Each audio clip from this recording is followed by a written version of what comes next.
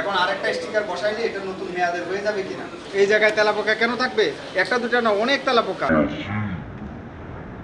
এই প্রতিষ্ঠানের উৎপাদিত পণ্যাদি তাদের ব্যাপক শোরুম আছে চট্টগ্রামে, আপনারা জানেন। আমরা বারবার তাদের শোরুমে অভিযান পরিচালনা করেছি, তাদের মেয়াদে যথেষ্ট কারচুপি আমরা পেয়েছি।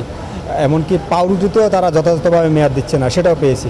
এটা আমরা আমাদের তৎপরতায় চট্টগ্রামে এটা এস্টাবলিশড করেছিলাম, কিন্তু এখন তারা একটা ব্র্যান্ড প্রতিষ্ঠান, তারা এটার থেকে আসলে পিছিয়ে টেনে ধরছে। তো কিছু কিছুতে তারা স্টিকার দিচ্ছে, স্টিকার আসলে যে কোনো সময় উঠে নতুন স্টিকার বসানো যায়, এটা একটা বড় ধরনের কারচুপি। অথচ আইন বলছে মেয়াদ, মূল্য এগুলি অমোচনীয় কালে দিয়ে অথবা খোদাই করে দিতে হবে, এটাই মোড়কবিধি বলছে, কিন্তু তারা সেটা মেনটেন করছে না।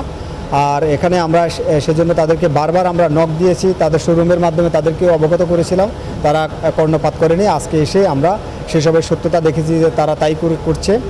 আর তারা দাবি করেছে তাদের একটা মেশিন নষ্ট পড়ে আছে, তো অথচ এটা 1-2 বছর ধরে তারা এই ঘটনাই ঘটছে, এটা তারা কোনো কর্ণপাত করেনি। আর প্রচুর পরিমাণ ময়লা আবর্জনা দেখেছেন আপনারা, তেলাপোকার বিচরণ দেখেছেন। যেখানে উৎপাদিত পণ্যাদি রেখেছে, যেটা ফিনিশড প্রোডাক্ট, এটা আর কোনো কিছু হবে না, সেখানে তেলাপোকা বিচরণ করছে।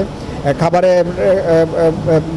উৎপাদনে খবরের কাগজ ব্যবহার করছে, রং ব্যবহার করছে, যেটার কোনো ট্রেসেবিলিটি তারা দেখাতে পারেনি। কিছু রং আছে, এটা ট্রেসেবিলিটি আছে, কিন্তু মেয়াদ দেখাতে পারেনি তারা।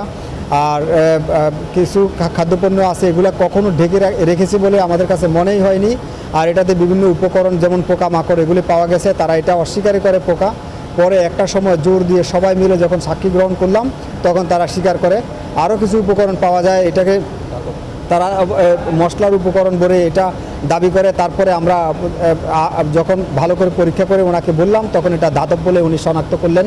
এটা আসলে অস্বীকার করার কোনো উপায় নেই। আসলে নানাবিধ অসঙ্গতি এখানে রয়েছে, আমরা তাদেরকে ভবিষ্যতের জন্য সতর্ক করছি। আর সাধারণত এখানে যারা উৎপাদন করে, আমরা আসার পরেই তারা মাস্ক এবং গ্লোভস পরার জন্য হিড়িক করে গেছে। আর 2-1 জনের ফুটেজও আছে, আমরা আপনাদেরকে দেখিয়েছি, যাদের সারা শরীর ঘর্মাক্ত এবং যাদের যে পোশাক পরিচ্ছদ, এটা কোনোভাবেই এই খাদ্যপণ্যের সাথে যায় না, এরকম পরিস্থিতি। তো আমরা চাই তারা এই পরিস্থিতি থেকে বেরিয়ে আসবে। আমরা তাদেরকে সতর্কতামূলক 2.5 লক্ষ টাকা অর্থদণ্ড করেছি, এবং ভবিষ্যতে যদি তারা এগুলি মেনটেন না করে, আমরা যতটুকু আইনগত কঠোরতা অবলম্বন করা যায় আমরা সেদিকে অগ্রসর হব।